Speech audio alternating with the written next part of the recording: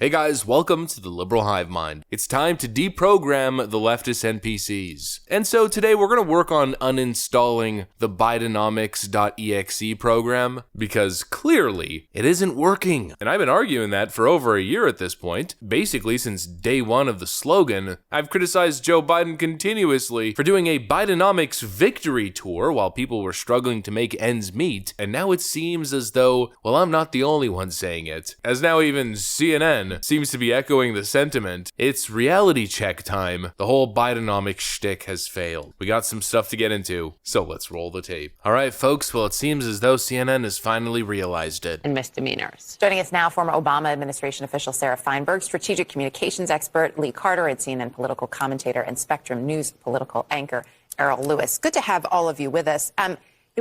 We have heard for so long, right, this push on Bidenomics, and it looks great out there. But what started as a tagline has really become, frankly, a punchline at this point. The numbers are great in so many respects, but if people don't feel it and they can't point to the stories, it doesn't matter. Why is it so difficult for the administration or even the campaign to find those stories? What am I going to do?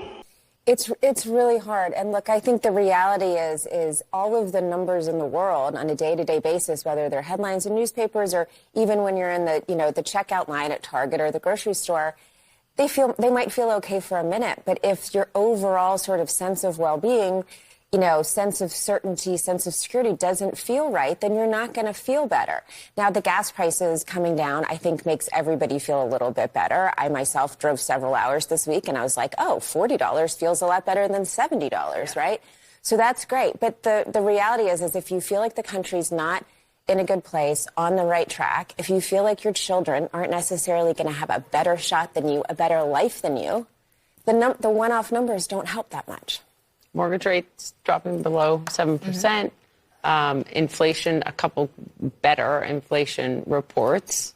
I mean, inflation overall is better, but it's still worse than it was 3 years ago. People are looking at $11 packages of bacon. And when you look at the polling, 62% of Americans right now say the economy feels bad. When you look at the 85% say their personal experience is showing them that things are worse. So you can look at the stock market rally, you can look at the fundamentals, and the Biden administration can go out there and say that the economy has never been stronger, but that's just not. Don't say the fundamentals of the economy are strong. That's right. Don't do that. That's a bad message. That one doesn't work. But so I think we keep saying the same thing, right? And we keep having this discussion, which is so fascinating to me, that we are still at this point where you can't point to the fundamentals of the economy because that just falls like a dead weight. Why is there still such a disconnect in the messaging? Well, look, it's very difficult to tell people that their perception, their deeply felt perception, is simply wrong.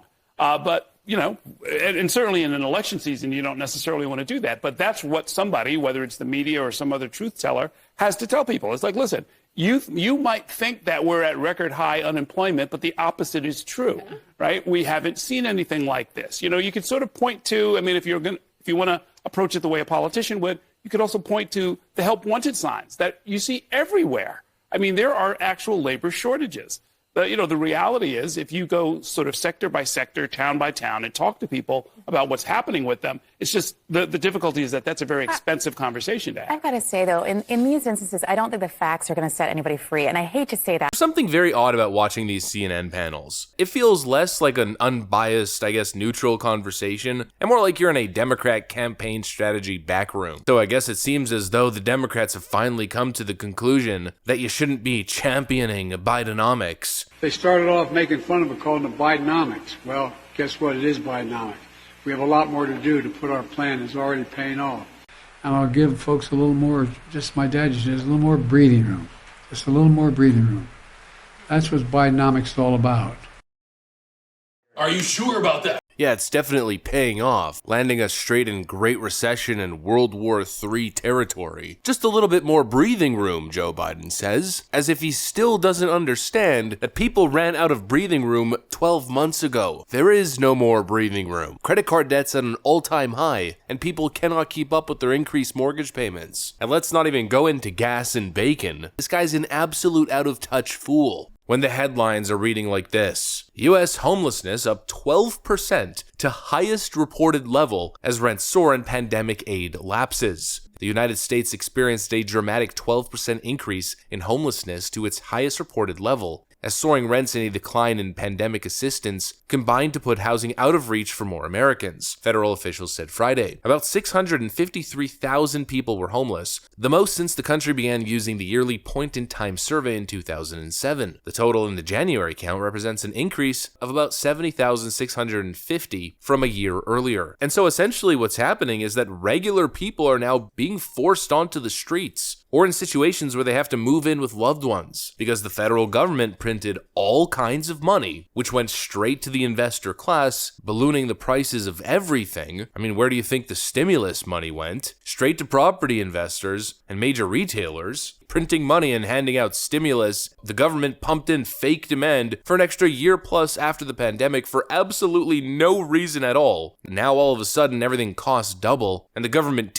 retreated. People are being left behind. They can't keep up with the increase in pricing, or the increase of cost of living in general. In other words, millions of people are suffering economic hardships. Bidenomics, record level homelessness. Bidenomics, record level food bank usage. Food banks are having trouble keeping up with the demand in the age of Bidenomics. Yeah, no wonder it isn't aging well. The reality is a crushing cost of living, leaving the grocery store feeling shocked, wanting to book a vacation for you and your family, and having a damn heart attack when you see the cost of travel and hotel rates. That's the reality. Meanwhile, crackhead Joe is, I don't know, doing some sort of victory tour about reducing the deficit or something. We cut the federal debt in half.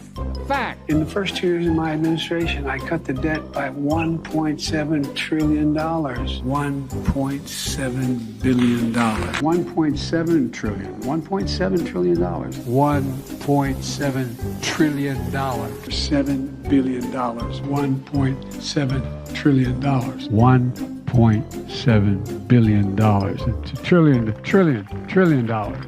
Not billion, $1 trillion. $1.7 trillion. Hear me? No one's ever reduced the debt that much. Reducing the debt in the next 20 years. Well, hypothetically reducing the deficit by $1 trillion, meaning he's going to increase it by 19 trillion instead of 20. Wow, what a great talking point. Joe Biden, Bidenomics, leaving the next generation bankrupt, Jack. This message was approved by Corn Pop. I mean, what a complete farce. Democrats are panicking, calling for an end of Joe Biden's victory tour. Joe Biden's victory tour should have ended 8 months ago. Now, a little late. I think the damage has been done. Bidenomics is done. The people aren't buying it. Another left-wing talking point bites the dust. Well, that's what I got for you guys on this one. If you enjoyed it and stayed this long, make sure to leave a like on the video. Thanks for watching, and I'll see you on the next one.